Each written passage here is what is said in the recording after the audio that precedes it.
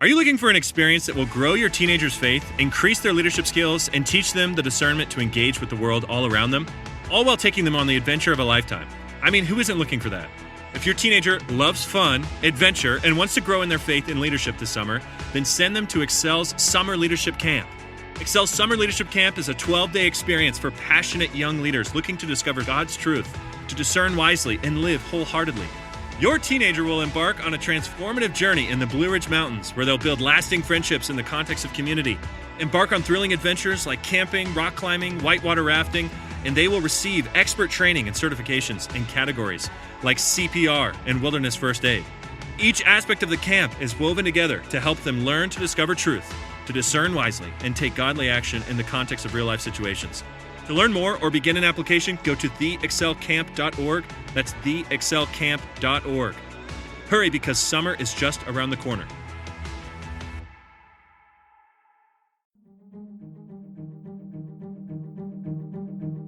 Hey everybody, welcome back to the Reclamation Podcast. I'm so excited to bring you today's episode with Enneagram expert David Charpentier. David is a veteran and a friend of mine, and we sat down and talked all about the Enneagram and what it means in life and how to relate to people, and it was just so much fun. If you don't know anything about the Enneagram, this is a very basic overview, but like anything else, the deeper you go down the hole, the more and more you'll uncover. It is, it's a tool, right? Like anything else, it's a tool. You don't want to treat it like the gospel, because it's not, but it is something that's kind of fun, and it was a great conversation. We use the Enneagram in our office, and it has been super helpful to get to know people's motivations and how they see the world. So I think you're going to love this episode with David. He brings such a very sound and practical voice to this conversation. So also, this is the last episode of the month of January, which means that at the end of this month, we will be picking a winner of our contest. If you haven't signed up yet at twmilt.com, twmilt.com, we would love to get you entered in to win one of the books of the incredible authors that we've had on the podcast this month. And really over the next couple months, because February 2, Josh Gagnon will be on, Charles Causey will be on, some incredible writers who are putting out great content. So sign up for the contest. We're going to pick one winner. Actually, we might pick several winners because we got several books to give away. We'd love to get a book into your hands, and who doesn't love free books? All right, without any further ado, here's my conversation with David. Hey, everybody. Welcome back to the Reclamation Podcast. I'm excited to bring you today's feature conversation with a newfound friend of mine, David Charpentier. And David does a lot of things. Hello, David. It's good to be with you today. Hey, Tony. It's good to be here. Thank you. So you have an interesting story. I thought maybe that would be a good place to start. You're like me, an Army veteran, which thank you for your service. My pleasure. Thank you. How did you get to where you are in life in the Reader's Digest version? I grew up in Minnesota. I enlisted in the Army Reserve. I graduated college through ROTC, spent 6 years on active duty. I was a nuclear, biological, and chemical officer. I was incredibly fortunate to also be able to attend and graduate from U.S. Army Ranger School, Airborne School. When I completed my service, I moved to the Cincinnati area, worked in sales and operations, because, you know, Army officers are in high demand when we get out because of our fabulous leadership skills. That's right. Running joke with some friends of mine. Really enjoyed doing the sales side of things, and met my wife. We both worked a lot, so I kind of backed off. Did some part-time consulting, was a stay-at-home dad full-time. I got certified to teach yoga. Also became certified as an executive coach and as an Enneagram practitioner in the narrative tradition, which is what I use today in a consulting practice to help people, executives, organizations understand themselves better, be better communicators, better leaders, be better at solving conflict, just be overall more self-aware. I'm also really grateful I've had an opportunity to do that with Camp Southern Ground, which is Zach Brown Band's camp that he established.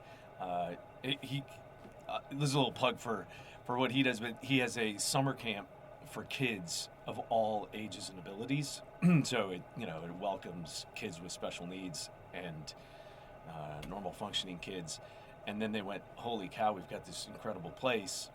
We use it like crazy in the summer. What do we do the rest of the time?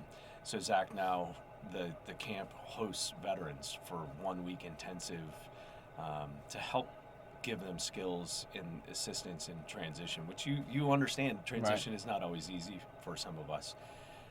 Most times not easy. Most times not easy. It's a significant transition. Anyway, I'm fortunate enough I'm able to coach folks who have completed that program, and I'm also doing some coaching for an organization called Gallant Few, which I love their message. Their purpose is to help veterans live lives full of hope and purpose. I love it. And one of the things that instantly drew me to you is that I believe that so many of us are called to live our life with more purpose and more intentionality and figuring out ways to connect with some self-awareness. And that's one of the gifts I think about the Enneagram. Yeah. But one of the questions I have is, for someone who may not have heard it before, how would you summarize what the Enneagram is? Because in Christian circles right now, it's taken off like wildfire. It's hot. Yeah. It's so hot. So what is the Enneagram at the idiot level?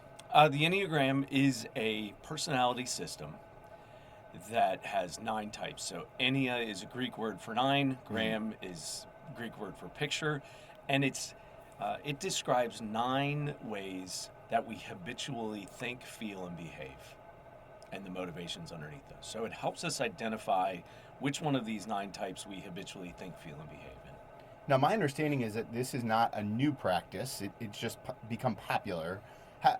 What's the history of the Enneagram? Because I think it gives it a little bit more validity than some of the other thought processes around this sort of thing. So the Enneagram has roots in ancient traditions, and in really all ancient religious traditions, there's conversations around kind of this practice. But really, in the 70s, in Chile, in the Erica School, which was a spiritual school, Claudia Naranjo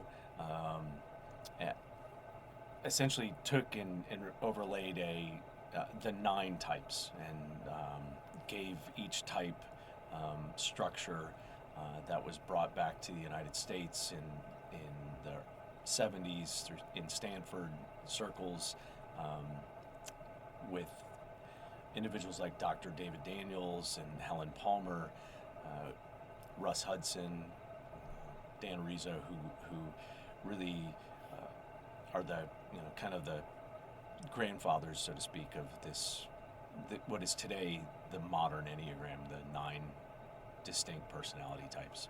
So I want to get into the 9 distinct types in just a moment, but let me ask you this first.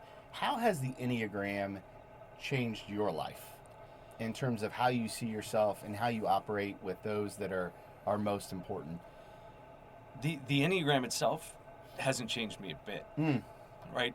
What the Enneagram did is help me see my patterns. Wow. And what my experience is, when I see something and I know something, then I can't unknow it, and it's incumbent upon me to make the change. It's just a tool to help us see. Yeah, so it's not a miracle tool. No, it's just another we have to tool. work. Yeah, Right. It's just another tool. A hammer is a great tool, but it only works if we use it. And so the Enneagram, no different.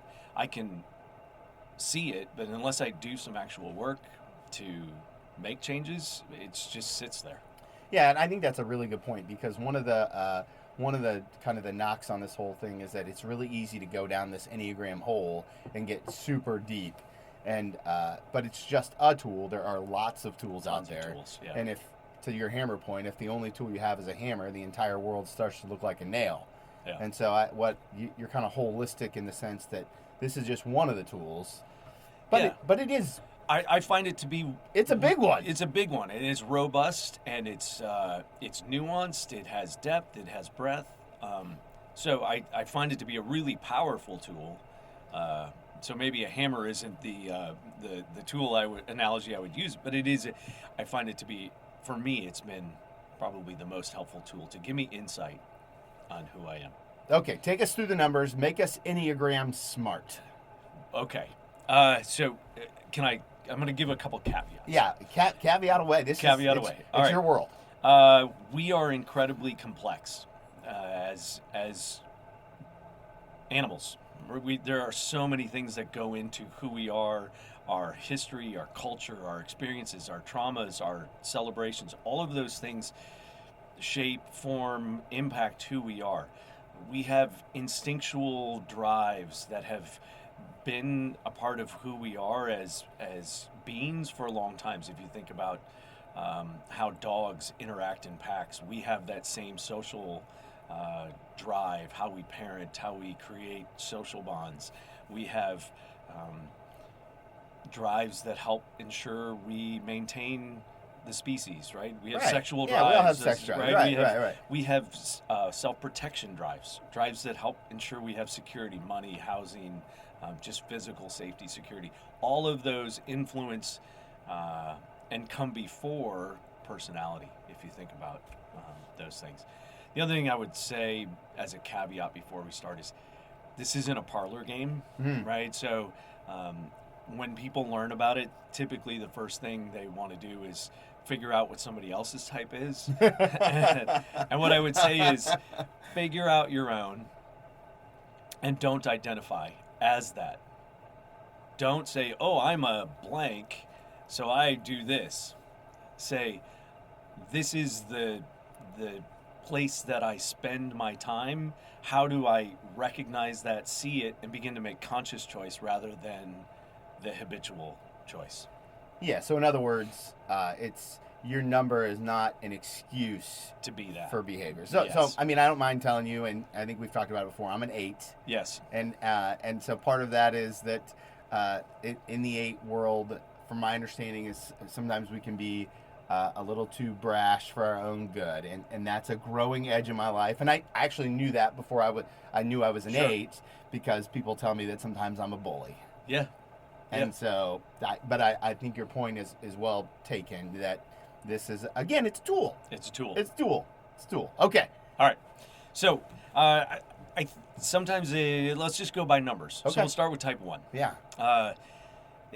Some Enneagram teachers or many Enneagram teachers put a word associated with a type. I think that can be helpful sometimes for memory recollection, but I don't want people to attach too much to Yeah, this. it's deeper than just a word. Just a word. Right. So type 1 sometimes is called the perfectionist. Sure.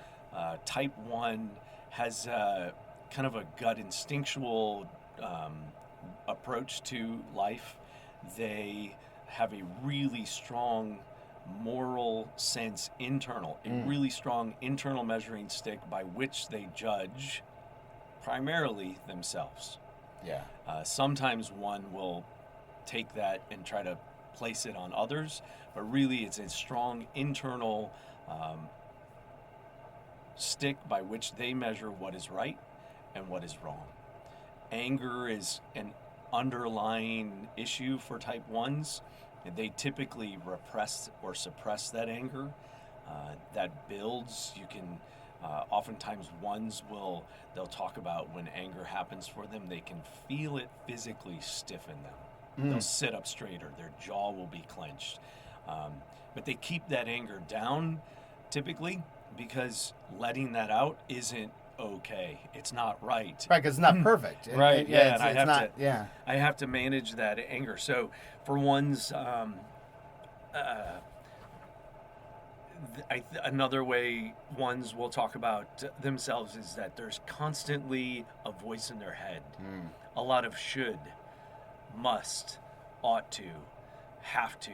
I need, I should be doing this. I should be doing that. I like to say, it's not okay to should on yourself. Right. Right. Right. It's a powerful driver for them, and that is omnipresent. 1s they know how things are supposed to be done, and they will work tirelessly to make that happen. in a job arena. They don't need to be told they did something wrong. They typically already know. They've already done 8 things to try to correct it, to minimize it. I like to use the analogy of like a bullhorn. Yeah. For some types, you talk through the small end of the bullhorn, and it's really loud on the other end. If you can imagine a type 1, the slightest whisper sounds like that. So, hey, this was maybe not done as well as it could have. To the type 1, that sounds like, you absolutely messed this up. You are rotten and horrible. I can't believe you made this egregious mistake. So it gets amplified. Yeah, it really gets amplified. Where ones are really powerful and really strong is they have that super strong internal character, and they will do things right. They'll do right, and I'm doing air quotes. Right. I love those air quotes on podcasts, but it's about doing it right. So they will do things right to the best of their ability, and very strong in that stance. If you're in a relationship with a 1 or are a 1, what's the one thing we can do to be better in that relationship? If you're in relationship with a 1, remember that amplification. So to give them feedback, you have to really be gentle. Really be gentle. For type 1s, the big area for them in life, in relationship, is to understand that things are okay. It's okay. It's okay. Yeah, it's okay. And it's easy for us to say that. For them, it's not. It's really difficult for them to rest and relax and give themselves a break, to be playful, to have some of that spontaneity. Yeah. That's good. So it's important for them to do that. All right, so then we head right to 2. Right? Yeah, type 2. Type 2. It's type 2, sometimes called the giver or the provider. Sure. Kind of an underlying belief for type 2 is I get value, or I get love, or I get my sense of worth by giving, meeting other people's needs. And you can, just the so we can recognize that can be problematic for folks. That sure. I give too much of myself. I don't have my own sense of self, and I don't understand my own needs. 2s also are incredibly compassionate and really good at understanding other people's needs. So does it make sense that we would often see a 2 in the caretaking field, like nurses? They certainly can be in that space. Yeah. I know. Obviously, anybody can be any type, but yeah, they like to take care of people. They like to take care of people's needs. I've talked to type 2s in different arenas where I walk in and 2 will look at me and say, "What's going on? What's wrong?" And I'm like, "Hey, get out of my space." And they're right. They have an intuitive sense. Where a 2 can get in trouble is if they project onto others and don't allow them to actually feel themselves what's going on. They can get prideful in that and think they know what others need when they really have no idea what they need themselves. So, you talk about in a relationship, it's really important for a 2 to take time to pause, reflect, and know what it is they need, and not always be focused on what somebody else needs. It can be exhausting for 2s because they're always wondering what other people need. What do I need to take care of for somebody else? And they can get resentful then if people aren't doing that back for them. Well, I do all of this for you. How come you're not taking care of me? Because most of us don't know what you need because you don't even know what you need. Because you're always taking care of us. Yeah, obviously, sometimes, not sometimes, but I'm giving some extremes. Sure. They're right. We're all on this beautiful scale of different levels of awareness of what's happening for us or not happening for us. These are just things for a 2 you need to look out for. So if you're in a relationship with a 2, what's the one gift that we can give them? presence, time. Say, what do you need? Just ask them straight up. What do you need? What do you need? And they're going to say, well, I'm not going to say this is what they will say. I've asked that of twos. Well, I'm really thinking about what so-and-so or what needs to happen here. No, what do you need? Yeah, kind of lean into it a little bit. Yeah, I'm here to, help meet your need. What do you need? And it's really, it can be really difficult for a two to know that. So just to sit, give them the space, keep coming back. What do you need? How can I be of service to you? Yeah, I like that. Be kind of relentless in the pursuit of getting to know the inner two, so to speak. Yeah. Good. Okay, so 3. Type 3, sometimes known as the doer. Yeah, I've heard it called. Sometimes I've heard it called the performer. The performer, the achiever. Type 3s. So 2s, it's kind of that, hey, I need to give to get. 3s, it's I need to do. I need to accomplish to get. 2s, we talk about 2s pretty in tune with feelings of others. Yeah. 3s, they're just not in tune with feelings. They do to suppress feeling. I like to give an example. It was a hot July day. My wife and I she says, hey, we need to go weed the garden. Okay. And we walk outside and it's, 86 degrees and 120% humidity. And I'm standing out there just sweating while we're digging weeds out of the garden. And I'm like, man, this sucks. And she stops and she's like, whoa, my wife identifies as type 3. This does suck. I didn't even think about that. It was just on my to-do list. So I was just getting it done. No awareness of what she was feeling. So wow. 3s typically are suppressing feelings by just doing. And but they're incredibly competent.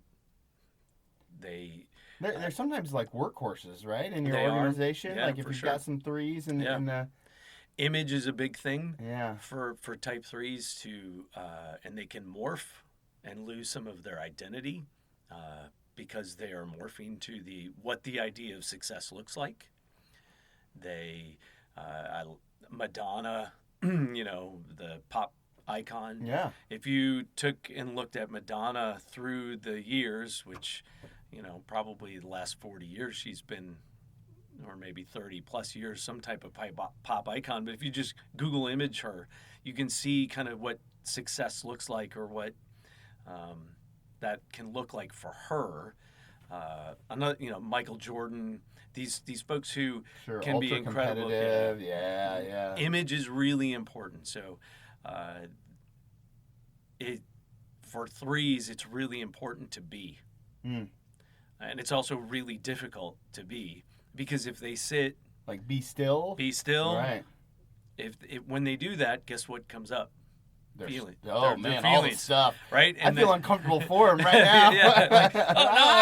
now. So the realization for them is to sit, let that stuff come up, and understand that they are not. They are so much more than what they do.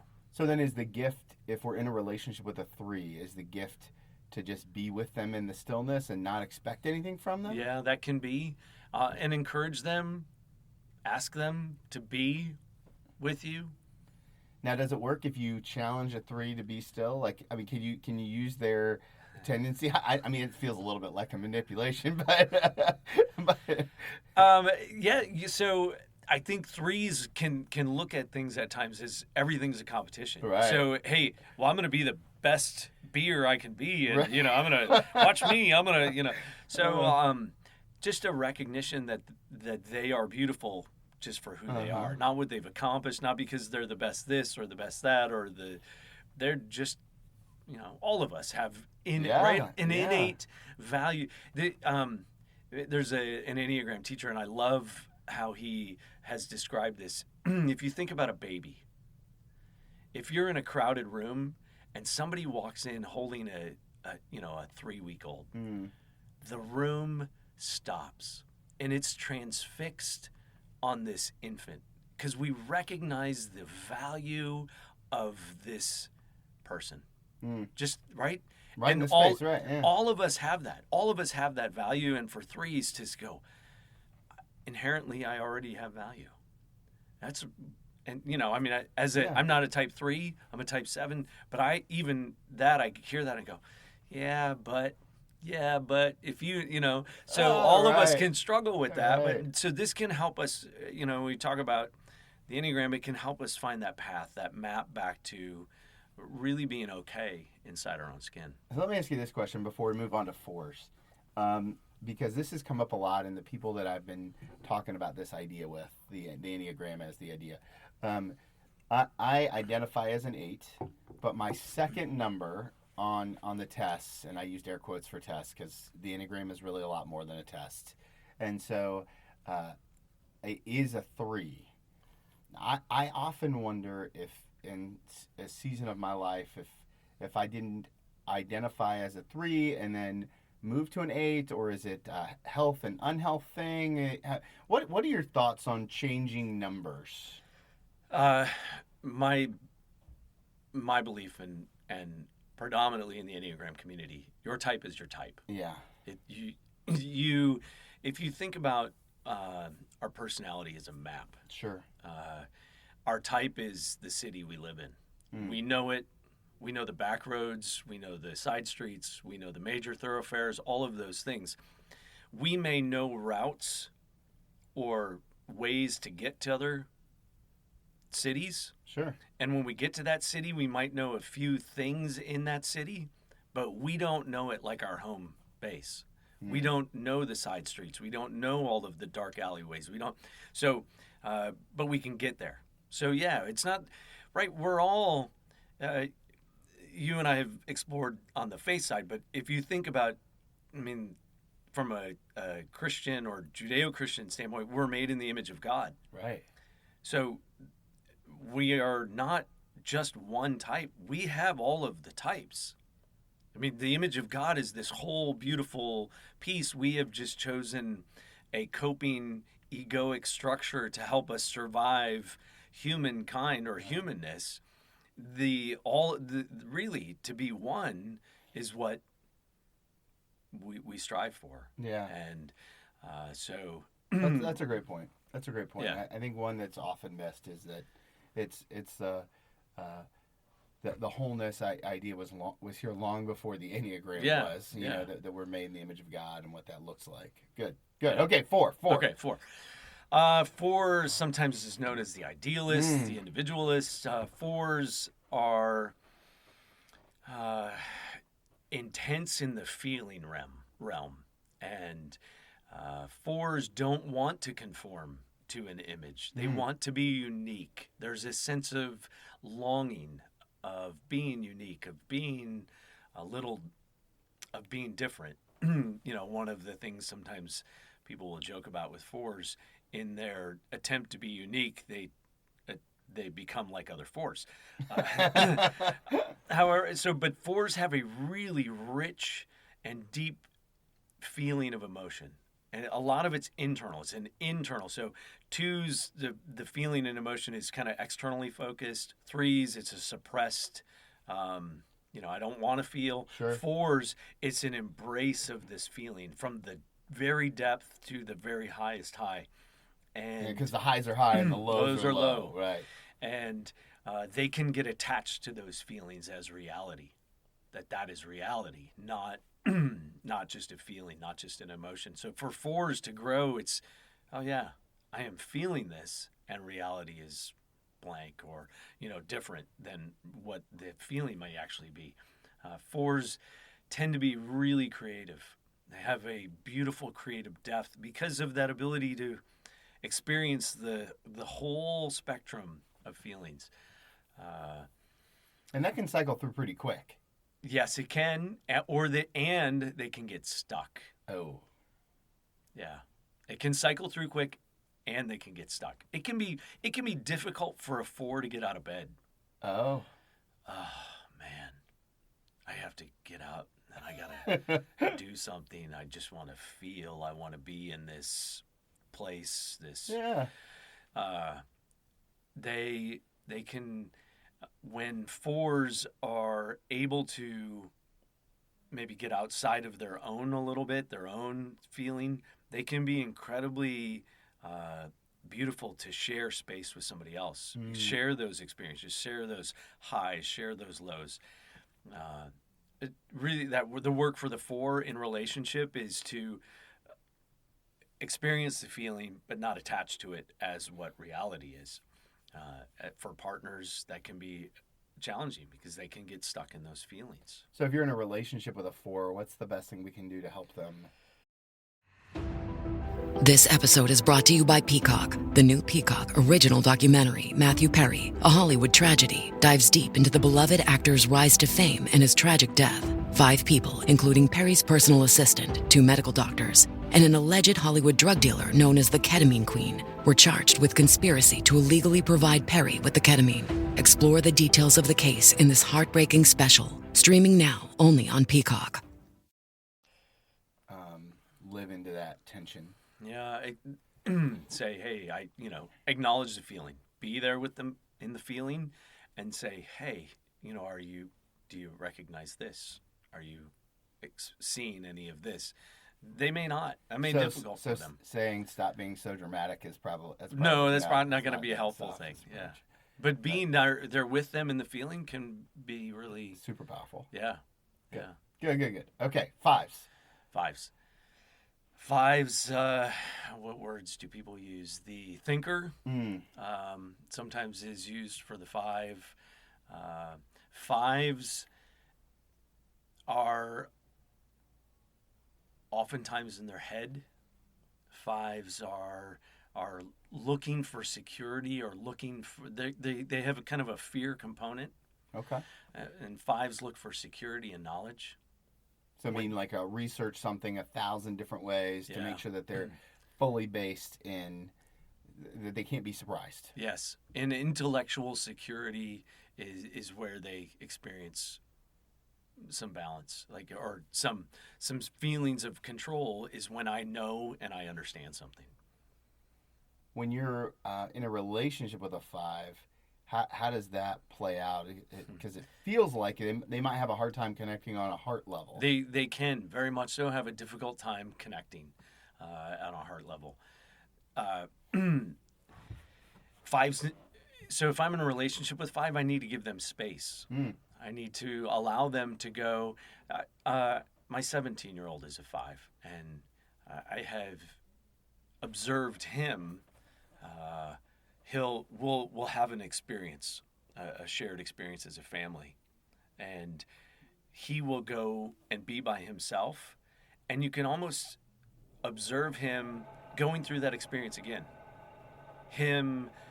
Okay, wow, we were at the beach, and he's replaying what was being at the beach like. So in his head, he's experiencing the physical. Wow, the sand was really fine. The salt air, I could feel it on my skin. So he's replaying and having this super detail sounds like. Yes, and having this rich experience in their head. So that's like a remembering. On the same token, if there's something that is required of him, he can oftentimes think through it and not act on it because he's already done it in his head. Right? Okay, that makes sense.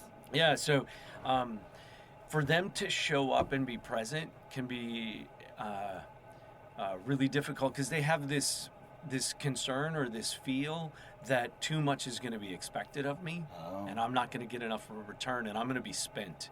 I'm going to be depleted from my energy. They're conservers of energy. Now, you mentioned something about your teenager, which makes me wonder. I have a 13-year-old, almost 14-year-old. At what age can someone identify their number? I know we're not supposed to type other people, so it becomes a self-identification part of the process. Is my 13, almost 14-year-old? Probably. Yeah. Yeah, I think, 12, 13, 14, depending on maturity. my daughter's 11. She's getting pretty close. She's getting pretty close. Now, do you, as somebody who's in this world all the time, do you already kind of have an idea what? Yeah, I have an idea, but I'm not gonna. I do not speak it out loud. My wife and I talk about it. Sure. And we discuss, but we say we want her to figure out her space. We're in a podcasting booth right now, and I just feel the need to confess that I type people all the time. Yeah. I'm so sorry. I know it's not. I know we're not supposed to, but it's just like I know what you are, even if you don't know what you are. I do it as well. And that's not bad because, right, if we understand our own inner landscape, if we understand how we, I can be uncomfortable in conflict. A hallmark of 7 is an avoidance of pain, right? And conflict can feel like pain.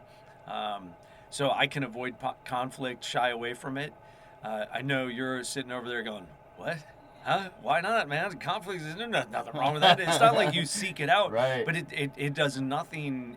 There's no fear of it for you. It's a necessary part of life. So for me to recognize that and go, oh, this is a tense situation, and I can feel myself like physically trying to withdraw, I can stand into it because I recognize myself.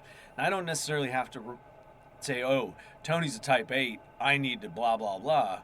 I can just sense and recognize what's happening for me and maybe lean in a little bit in those spaces because I'm aware of myself. Sure. I mean, that's what it boils down to. Understanding somebody else's Enneagram type for sure can help the two of you, especially if you're both aware of your patterns of thinking, feeling, behaving, be able to say, oh, no, with my wife, man, I recognize here I felt constricted. I felt pain. And so then I started doing these things because that's my habitual pattern. That it can be a powerful tool in communication. I mean, it's been a tremendous gift for our marriage. Mine and Karen's is as she's dove deeper into her number, there are parts of it that I wouldn't have guessed that have come out that have been great talking points for us as we kind of jump into that. So brings awareness. Brings awareness. That's right. Okay, 6. 6. Wait, let's go back real quick for 5s. It's really important for 5s to understand they have way more power than they might think. Oh. Both to be engaged intellectually, emotionally, they can do that and they won't get depleted. It's not that they still won't need probably more alone time, more time to process. But it's okay to engage. People will respect that. It's the old G.I. Joe saying, knowing is half the battle. Yeah. Chances are good 5s are going to know. Yeah. Yeah. That's great. No, that's really helpful. 6s. 6s. Sometimes they're called the loyal skeptic. So we talked about 1s having this constant play in their head. I need to, I can do this better, but 6s have a similar thing going on in their head, but they question everything. They question people's motives. They question their own motives. They question why this happens. So there's a constant questioning. They can have a difficult time finding an inner strength that says, this is the way. So I have a friend, he's a type 6. He wanted to buy a house. It took him 8 years. Oh, wow. 8 years. And he found the right house, but he would go to a house and I just don't know about this, and I don't know about this, and I don't know about this. So a huge, there's a ton of questioning. When they make a decision, oftentimes they keep making the decision. So for some of us, we make a decision, we walk off and we go, okay. And if there was something wrong, we go, okay, all right, I learned from that. For 6s, it's man, did I really do the right thing there? Is it buyer's remorse or is it more than that? No, it's way more than that. Okay. It is a constant questioning, a questioning of the solidity even of the universe.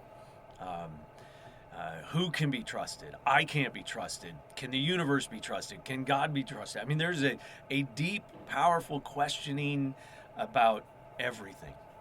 And so if you're in a relationship with someone like that feels, hearing you say that, I just like, oh man, that's a lot of work. It can be. But so I've heard 6s describe love as consistency, loyalty. Okay, just keep showing up. Keep showing up. And 6s are really good at detecting somebody's BS. Oh. So you can't, like, they'll see through it. They'll know, they'll dig, they have a sense of that kind of stuff. They can sense danger. They know when danger's coming. They plan for it, they prepare for it. They know. And if you just keep showing up and you show up consistently and you're not blowing smoke and you just, hey man, I like you. You're a good dude. I want to, let's go have coffee. The next day, hey, how you doing? So it doesn't have to be every day, but a consistent showing up, being present, being loyal. Over time. When that happens and you're inside the 6 umbrella, they will do anything, and they are the most loyal friend, partner, whatever it might be that you can imagine. Good. I love it. 7s. We talked about that a little bit already, but yeah. So 5s, 6s, and 7s kind of have some fear underlying in their issues. For type 7, it's a fear of constriction, a fear of pain, an avoidance of that pain, which becomes problematic. They're sometimes referred to as a glutton, an adventurer. So 7s can have this incredibly positive bend. Nothing's really a failure, it's an opportunity. If they are doing something it seems like it's about to get boring or it's about to fail, I'm just going to pivot and go on to the next thing that feels fun and enjoyable and excitement. So there's an avoidance of pain, an avoidance of this constriction, and a constant keeping open of options. It's really important for a 7 to sit in the difficult, to experience some of that and push through what could become dull, what could become boring, right? I mean, if you think about one of the ways I talk about this is a relationship, right? If I'm in a romantic relationship, those first 6 months, 3 months, whatever the duration is, it feels like euphoria. Sure, yeah. And for those of us who have been in longer relationships, we know that real beauty and real depth comes when we get past that. For 7s, that's kind of the story of life, right? 7s will oftentimes just experience those first 3 and 6 months. Oh, wow. Right? So I'm looking for that. I'm going to go find that. I'm going to go get that. What's the next best thing? Yeah. And when we sit and walk through, get through some of those things, we really are able to experience the pain and the joy and the whole kaleidoscope versus just continually looking for the. So if you're in a relationship with a 7, what's the best way to serve them? Pain, to hold space, to allow them to experience the feeling, be present to them, not go anywhere, just sit with them. Let them experience it. Invite them into it almost. Yeah. Yeah. And I know for me, I identify as a type 7. It's really important that I not get shamed or somebody try to fix it. Because that's what I've tried to do my entire life is fix it. Like fix it by going to find something that feels pleasurable. And instead, I need to experience it a little bit. I need to sit through it. I need to work through it. I love that. Yeah, I don't so much. but that's been, when I think about, for me personally, that's been probably one of the most powerful gifts of the Enneagram, is to understand that was my motivation. My life was driven around not experiencing constriction or pain. And so when I recognized that and I could see the pattern of, oh, this isn't fun anymore, I'm going to go find something else. Obviously, there are times when things aren't working and I need to do something else. But I had to develop the muscle memory to say, okay, this isn't working.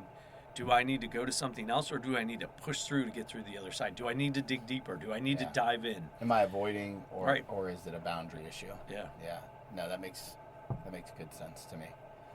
Okay, let's talk about the 8s. The 8s. The 8s sometimes are called the boss. Right. 8s have an underlying issue of anger. control and power are really important to eights. Not so much that they are in control. Well, I say it. Not so much that they're in power, but I don't want to have anybody to have power or control over me. I want to be in power and control of myself. And eights oftentimes hide a really vulnerable interior with a strong kind of don't mess with me exterior. Energetically large presence for eights. Like when eights walk into a room, typically everybody recognizes that an eight just walked into a room, right? They have an energetically large presence. People know when they're there. I've watched eights who, like, they raise an eyebrow and people sit back in their chairs. Right? They just have that kind of it's a presence, right? Yeah. They can be seen as a bully. Yeah. Push people around. They're not afraid of conflict. The woman I study the Enneagram with, she likes to say that eights either run a company or they're in prison. And there is some truth. There's a lot of really, right? We talked a little bit about historical figures, but like Martin Luther King, Dr. Martin Luther King was an eight. So was Joseph Stalin. Wow. As Gulf War era kind of guy, Norman Schwarzkopf, he was an eight. General George Patton, they're eights, right? These big, strong, larger than life personas, all of us have that propensity or ability for it to be used for good or not.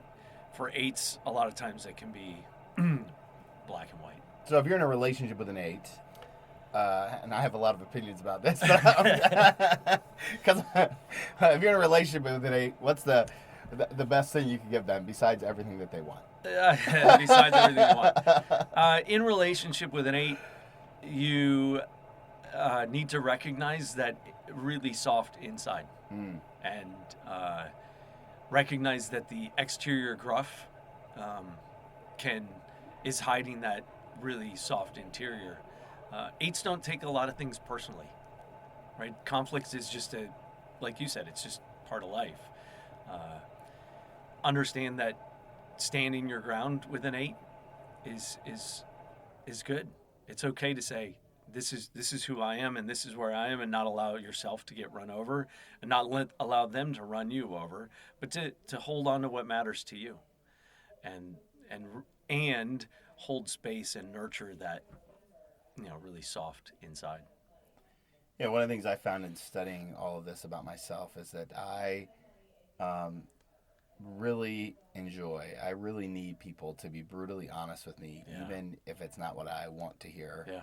That brutal honesty is such a gift to me, and it makes me feel like you love me. Yeah, so we talked about the bullhorn. Right. Right, when in the one, we talk in the little end and it comes out really loud. For an eight, we're talking in the big end and we're screaming, stop this. This is crazy. You're being an absolute bully. And whispered in the eight's ear is, hey, maybe there's something I should consider thinking about it being a small little issue. Right. So, yeah. That's great. Okay, nines. This one's super important because my wife identifies as a 9. Yeah. So I'm taking all the notes. Nines. I'm trying to think of the words sometimes people use for 9. Peacemaker. Moderator. Yeah. Moderator. Yeah. Sometimes they can look like type 2, but the motivation is different. Type 2s blend in. Yeah. For sure, they put everybody else's needs first. It can be exhausting for a 9 to kind of be the moderator, the peacemaker, and sense everybody else's needs. They also have a difficult time finding out what they need, what's important to them. But they're not actively like a 2. Yeah, 2's trying to serve. A 9's not necessarily looking just trying to make the we're just trying to make everything peaceful. They also have an underlying sense of anger. There's anger underlying the 9, and it kind of comes out in little spurts. I've heard 9s talk about, if I'm upset with somebody at work, I'll still do what they want, but I might drag it out just a little bit. Okay. Some passive aggressive My wife is more aggressive. Okay. So she may have a little... She's a 9-wing 8. Yeah. So a little more of that 8 flavor. But 9s tend to be a little more, kind of passive-aggressive. Sure. I've not ever met a 9 I didn't think was nice. Oh. 9s are really nice people. They're really good listeners because they're really good at hearing both sides of the discussion. All sides, right, and all sides of discussion. 9s can be incredible leaders. Dwight Eisenhower, type 9. Abraham Lincoln, type 9. So they can have a really strong resoluteness, but they also, 9, the book written about Lincoln on leadership, and I forget the title of the book, but essentially he filled his cabinet with people who didn't agree with him, who were different than him. And he was able to take in all of the various opinions, thoughts, positions, and find a way forward. And that's a hallmark of a 9, that ability to find common ground. They can lose themselves, though, in that. And that's where a 9 needs to, similar to a 2, find what matters to them. And then stick to it. Yeah. And so then the gift is similar in the sense that to help them identify what they need in that process. Yeah. That's good. A 9, let's say a 9 mom, who does everything she can for everybody else, doesn't get her nails done or doesn't take time to get her hair done or, take time to experience her friends or in something that she likes to do. She's always trying to please somebody else. A type 9 father, same thing. I do everything for everybody else except for me. And at times they'll narc out, then they'll find a way to veg out, to check out, to kind of just veg in order to kind of recharge because they get exhausted taking care of everybody else's needs. That's beautiful. And you know what? My wife's a project manager, and so she's perfect at it, and she's an incredible leader in that sense that she listens to both sides and then does usually find a way to make it work. And I'm like, babe, just tell them. Just tell them this is the way we're going to do it. It's not even. I don't understand. Yeah. Why do you care what that person thinks? And 9s, it can be really difficult to have a direct conversation with somebody. They will, when I have found I'll be talking to a 9, so a little insight. Hey, how do you feel about doing this? It's fine. That really means I don't like that idea at all. I mean, a lot of times that for a 9, that will be the case because they do not want to upset somebody. They want to have peace. It's okay. Can I tell you a secret that it's not really a secret, but sometimes I'll say, where do you want to go to dinner? And my wife will say, I don't care. And then I purposely pick places that I know she hates to eat at to make her pick. Yeah. Yeah. Yeah, I mean that's a jerk move, Milton. Jerk move. Yeah. But that's a perfect example. It's wonderful. It's good. Okay, so those are the 9 types. What else do we need to know about the Enneagram for relationships, like for spousal relationships and for work relationships? Because I think if you really dive into this stuff, and it doesn't even have to be a deep dive, it can be a shallow dive because this hole goes very deep. It's expansive. What do we need to know about spousal relationships and work relationships? I would say first focus on yourself. Okay. Understand yourself. When we understand ourselves and our motivations, our habitual patterns of thinking, feeling, and behaving, when the focus starts there, then we can begin to unpack and understand relationship with others. So, at work, if you've gone through an Enneagram training and you know your coworkers' types, you can begin to have conscious conversation about that and lay it out. Hey, I was thinking about this and I recognize that as a 7, I didn't, blah, blah, whatever it might be. The other person might respond, when I heard you say this, I was reacting in my habitual pattern and this is what I heard. You can have those conscious conversations. But if you don't have that, you just got to focus on yourself. You got to focus on your own piece. If you're in a relationship, your partner has an understanding of their type, I think it can be a really great conversation starter or opportunity to use the tool to say, hey, when we went to our financial planner, I was, if I'm a type 6, I was just scared. We're going to run out of money. We're not going to have enough. Whatever it may be, that constant questioning. I don't know if I can trust them. I don't know if this is the right mix. I don't know, right? And the 3 is, we need to make a decision. We need to get going. Yeah. Let's stop ruminating on this. Let's go. So understanding those opposing motivations can help you find and bridge and at least have honest conversation, open conversation, and listen to the nuance, right? I just said to you, when your wife says, I don't care, she does care. And you're poking the bear. She always cares. Right, yeah. But she doesn't, she wants to keep peace. So when we recognize that, we can begin to step outside of our own type, our own habitual, and begin to understand what others. So as we work on ourselves, let's say that we do a little bit of study here, we read a couple books, and we feel like we're waffling between two numbers. Like one person says we're a 7. One time we feel like a 7, one time we feel like a 3 or a 2 or a 9, and some of those numbers feel pretty close, right? An 8 and a 3 sometimes. Yep.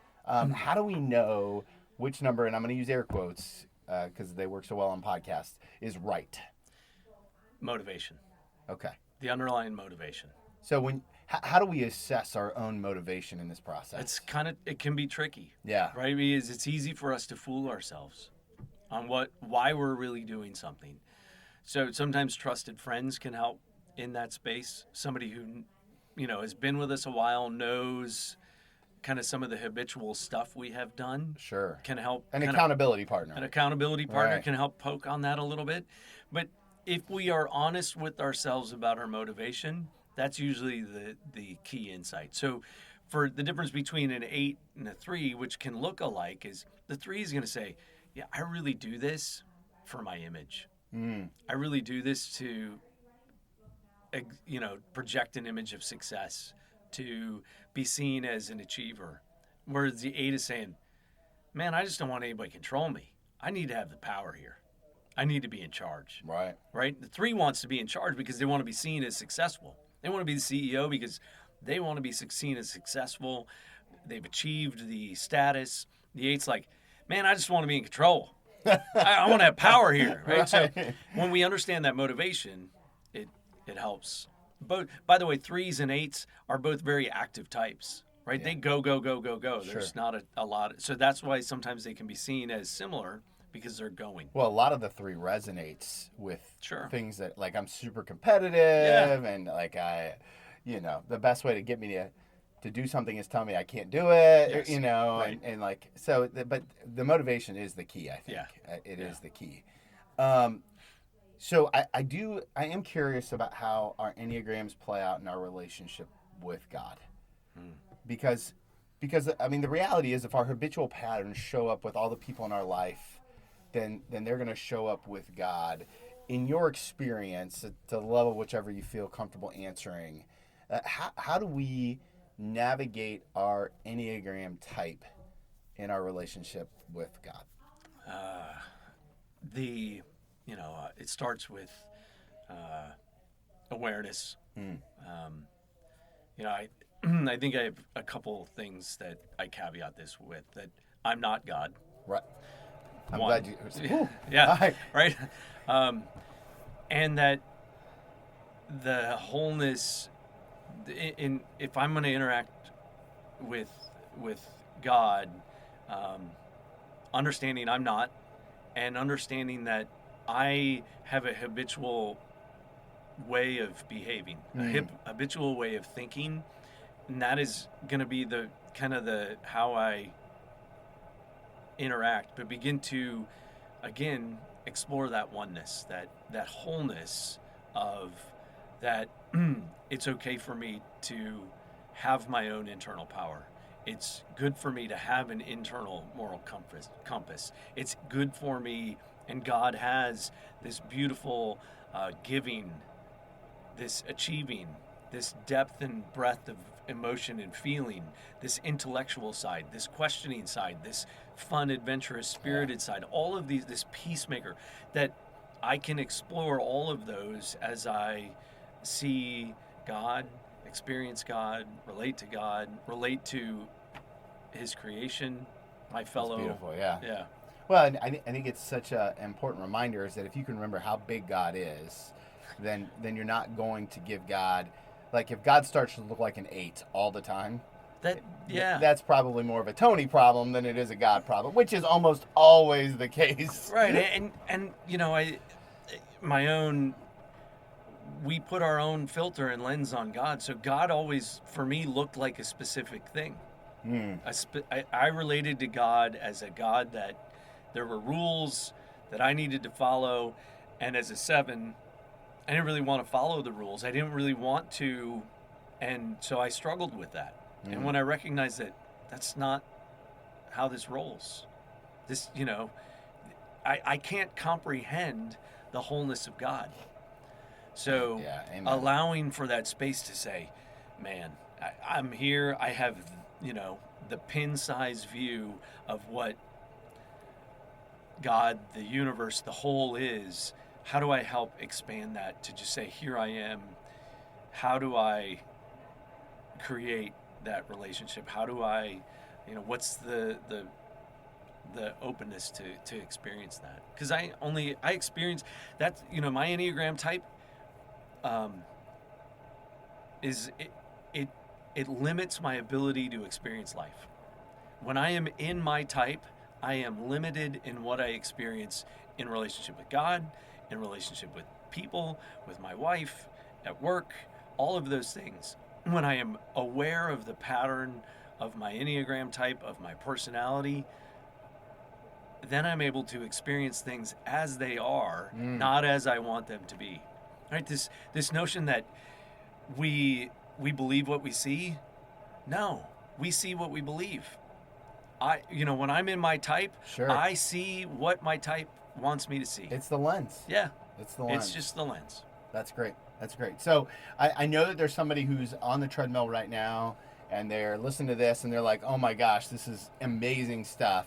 Where would you tell my listeners to start when it comes to exploring the Enneagram? What resource are you like, this is the one that's got to get in your hand, and we'll link to it in the show notes? I'll list a couple. Okay. From a professional standpoint, the work I do, you can go to consciousdynamicsllc.com. Okay. You can take a test there. You can find how to get in touch with me, with the other consultants in our practice, consciousdynamicsllc.com. There is an Enneagram school located in Cincinnati area called it's called the Conscious Living Center. It's goconscious.com. Okay. Another good one is the Enneagram Institute. Was founded by Russ Hudson and Don Rizzo. Really great material there, place to explore. The International Enneagram Association. I forget the website name, but I'll get it to you. But if you just Google International Enneagram Association, there's a lot of really good information. It's a good launch pad to find resources around the world.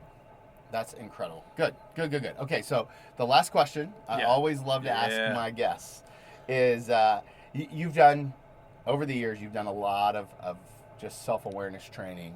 And so if you were going to go back and talk to David as he gets ready to enlist in the Army, right? If you're going to go back and give yourself one piece of advice, knowing everything you know now after all the years, which you just turned 50, so happy birthday, by the way. Yeah. And now the whole world knows. Thanks, yeah.